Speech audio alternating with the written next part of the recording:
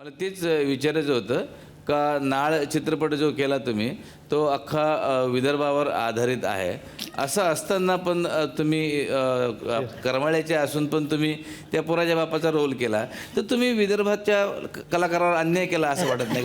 आज एक विदर्भाचा कलाकार जग गाजवून राहिलेला आहे. काय काय एक सुपरस्टार विदर्भाचा आज इंडस्ट्रीमध्ये उपलब्ध असताना, बरं त्याच वयाचा असताना सुद्धा, तर त्याचा रोल तुम्ही कोण दिसून न राहिलो का मी तुझ्यासमोर? तर सर असा रोल असताना तर तुम्ही हा जो विदर्भावर अन्याय केलेला आहे ह्याच्याबद्दल तुम्हाला काय म्हणणं आहे? नाही, विदर्भ अन्याय केला तो खंत वाटते आणि भरून काढीन कधीतरी. नक्की, थँक्यू. तर विदर्भाच्या कलावंताचा काहीतरी कुठेतरी विचार करायला पाहिजे असं मला वाटतं. तुम्ही सर जरा कोकणातलं काय असेल तर ह्या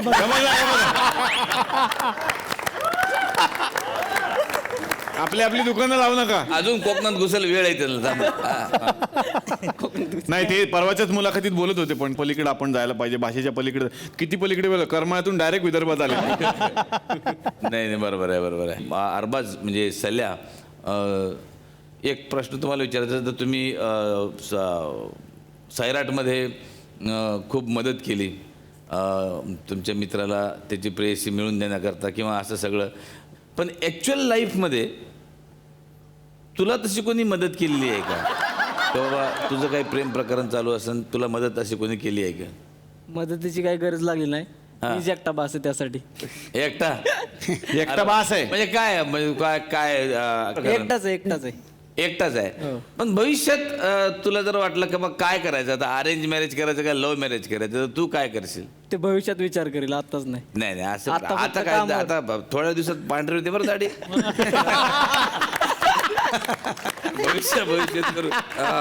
पण तुझा काही तसा प्रॉब्लेम नाही आहे ऍक्च्युली. ह्याने सल्यानी लव्ह मॅरेज जरी केलंय आणि तरी लव्ह मॅरेज केल्याने विरोध असला समजा तर नाही, पण तरी त्याच्या करिअरवर काही फरक पडणार नाही, कारण त्याच्या घरचे लोक हे एवढंच म्हणतील की आमच्या सल्याने लग्न केलं. ते लोकांना वाटलं की बा त्याच्या सल्ल्याने तू लग्न केलंस असं आहे. काळजी करू नको, तू बिनधास्त प्रेम प्रकरण करू शकतोस. मी काय म्हणतो, हे असले पंचवीस तुमच्याकडे अजून आहेत?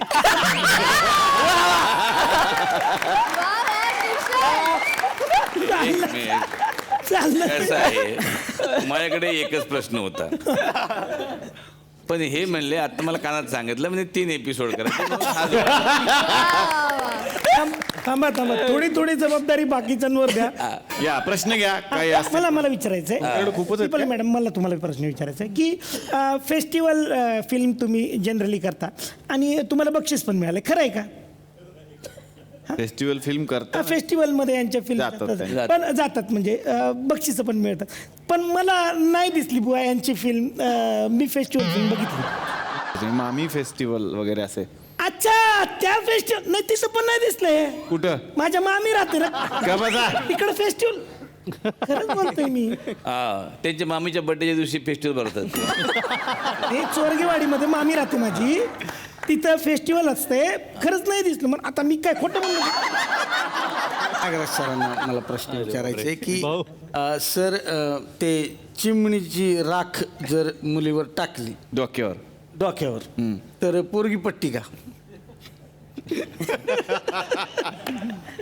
पटते की पटली का नाही? तसंच मला एक पोरगी पटली. तुम्ही काय केलं?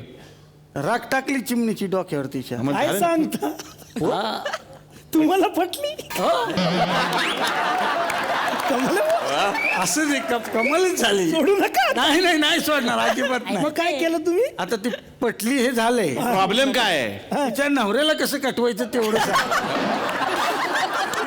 कशी पटवायची हे सांगितलं का, तर कटवायचं नवऱ्याला कसं तेवढं सांग. ते कावळ्याची राख टाकायची त्याच्यावर. म्हणजे नवऱ्याच्या अंगावर टाकायची का स्वतःच्या अंगावर? तिच्या नवऱ्याचं नाव काय? के बद्रिके.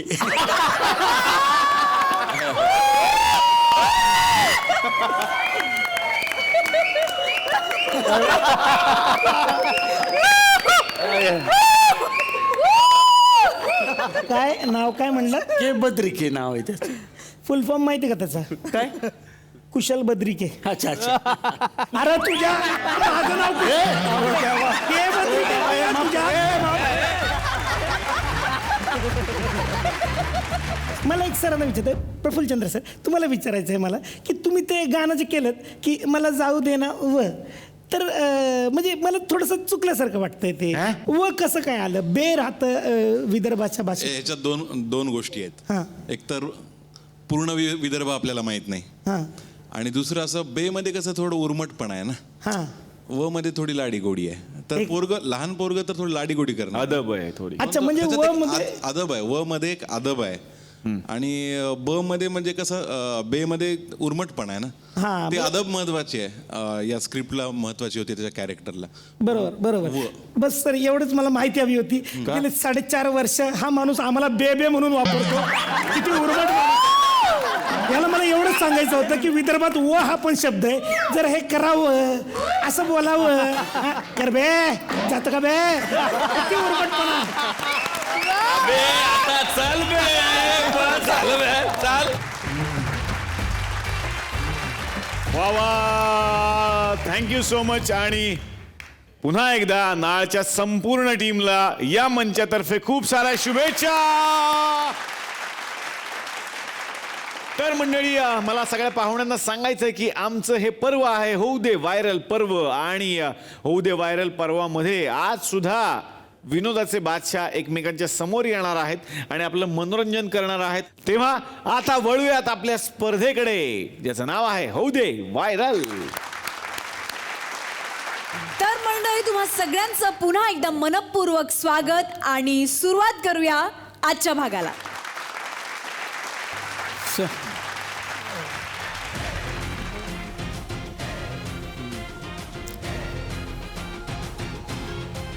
अरे इकडे काय चाललंय, तिकडे काय चाललंय, तुमचं काय चाललंय?